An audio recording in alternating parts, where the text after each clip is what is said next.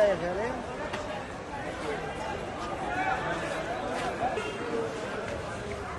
وصلت تهديدات عدة تهديدات سبحان الله، اليوم. طب كيف الناس شغال؟ فكان اولها عبر اتصال هاتفي على الهلال الاحمر الفلسطيني، حيث تلقيت اتصال من الجيش الاسرائيلي طلب اخلاء جميع المرضى والعاملين في المستشفى والقاطنين في المستشفى الى جنوب مدينه غزه، وذكر ان هذه المنطقه سوف تكون منطقه عسكريه وسيكون هناك اشتباكات والمكان خطر ويجب عليكم اخلاء هذا المكان بسرعه.